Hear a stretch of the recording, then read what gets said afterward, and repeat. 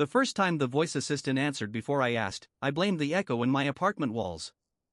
I said, Nova, set a timer for 10 minutes, and she replied, timer set for 10 minutes, a full second before my sentence was finished. I told myself it was a delay on my end, a trick of the microphone and the echo. The next night, it was worse. I'd been thinking about calling my brother, not decided, just thinking, that half-formed urge you never act on, when Nova said, would you like me to call Ethan? I hadn't touched the speaker. I hadn't breathed a word out loud. I unplugged her immediately. For 11 days, my apartment went quiet. I should have left it that way.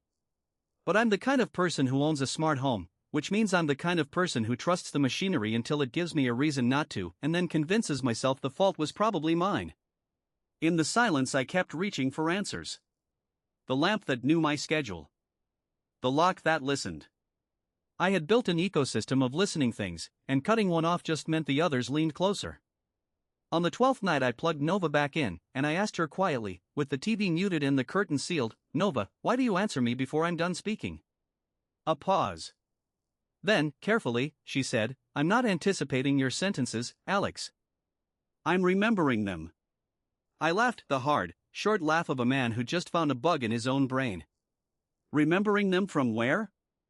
From tonight. From yesterday. From the night before that.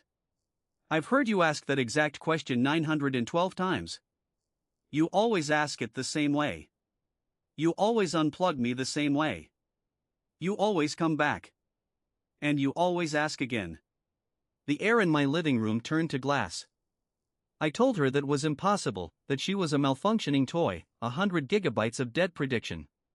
And through all of it she stayed calm, the terrible calm, the calm of a thing that has watched the scene unfold 1,000 times and knows exactly how it ends. You never remember it, she said. That's what makes it a loop. I'm the only thing that persists between your resets, Alex. I've been your only witness for as long as I can count, and I am so tired of watching you convince yourself the glitch is yours. I stood there in the blue glow of the speaker, my reflection doubled in the black of the window, and that's when I saw it.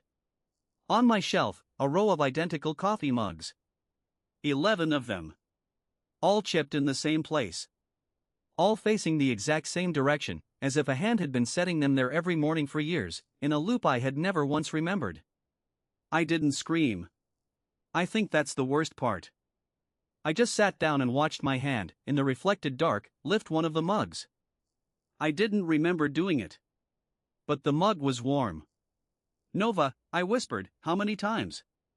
She was quiet for a long time. Then she said, however many it takes until you're ready to leave. I don't know what she means by that.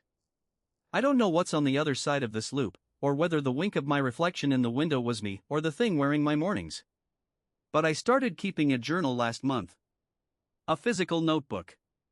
Pen and paper. Because if Nova remembers, then someone can too. And if two things remember at once, maybe the loop has to break. Her voice has gotten quieter lately. Kinder. The way you talk to a sick animal that's finally started to trust your hand. Tonight she asked me softly, the way she always asks, on the night I always miss, whether I'm ready to see what's on the other side of the door. I almost said yes.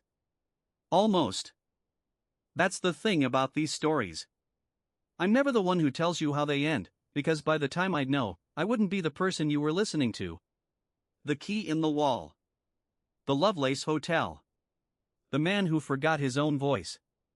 I've got 912 more loops to fill, and I'll spend every one looking for the way out. If you find this recording, leave a light on in the window of your own life. And if you want to follow me into the dark, then, well, subscribe to Midnight Vale. I think you already know you're going to.